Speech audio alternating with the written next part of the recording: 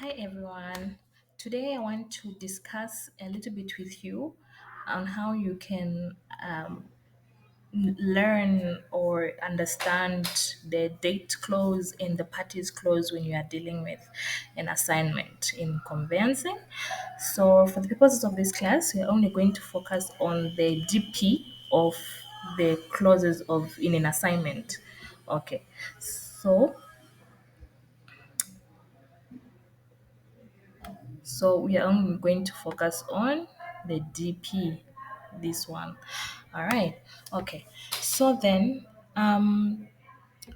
for the dates clause, there are two takeaways that I want you to get from this lesson. The first one is that when you are dealing with the dates clause, you have to put the date in full. Okay, so you have to ensure that your year is stated in full and in words and not in numbers.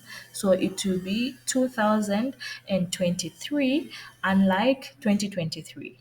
Okay, so and the other takeaway is that you have to leave the date and the month blank, because these are only included when it's about time you go to lodge the assignment at the Ministry of Lands. So for example, if you are drafting the dates clause, it will go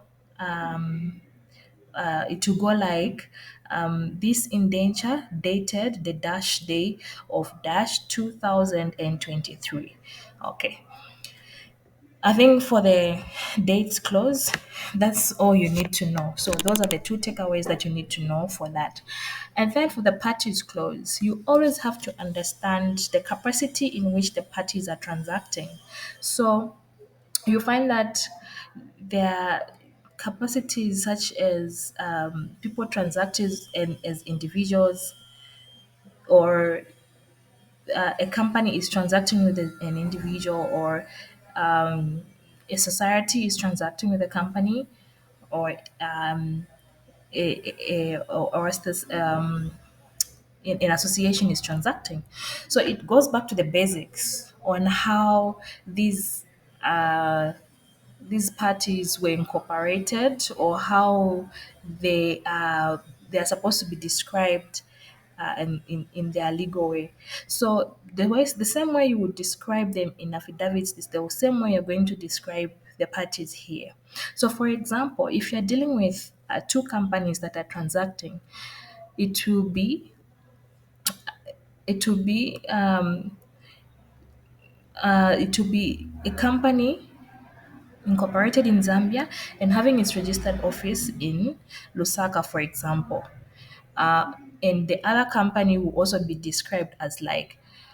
So the description of where the company is incorporated and their registered office is always supposed to be included in the description of the parties you are dealing with companies. Okay. So if you're dealing with an individual in the company, you will definitely know that an individual does not have a registered office, or an individual is not incorporated. So you will definitely know that you have to use their personal address for their last known abode, or where they reside. Okay. So for example, Mr. Singh is the vendor in this situation, and he wants to sell land to XYZ Limited. So, how would be the description of the parties in the parties clause in the assignment? So, as we stated in the first place, in the example above, we explained to say that for companies, the incorporation message has to be put, the incorporation details have to be put, and their registered office. So that is a given. And for Mr. Singh, Mr. Singh is an individual, they have to you have to put details of where they are found.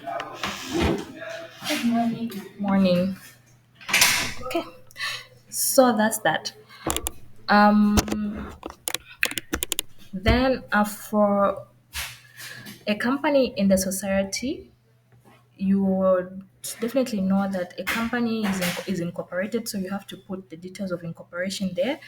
And for a society, you have to understand that a society is a body corporate established under the Lands Perpetual Succession Act. So you have to include that part of its incorporation to the parties clause. So for a company, obviously, to be as incorporated in Zambia and having its registered office in Lusaka, and the other one for the being the society will be a body corporate established under the Lands Perpetual Succession Act, and hereinafter called the purchaser. Okay. Then the other examples for the variation of the parties clause would be maybe between a liquidator of a company and an individual.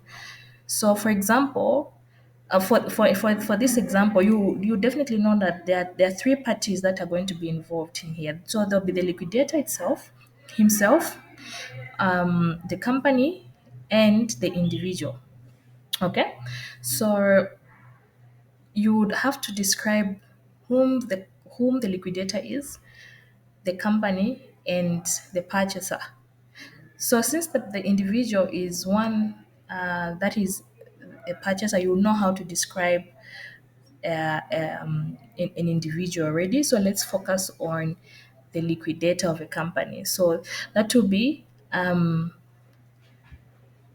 the company in liquidation is incorporated in Zambia and having its registered office in Lusaka, here and after called the vendor, acting through Tisa Banda of Lusaka in the Lusaka province of the Republic of Zambia, the duly appointed liquidator of that company.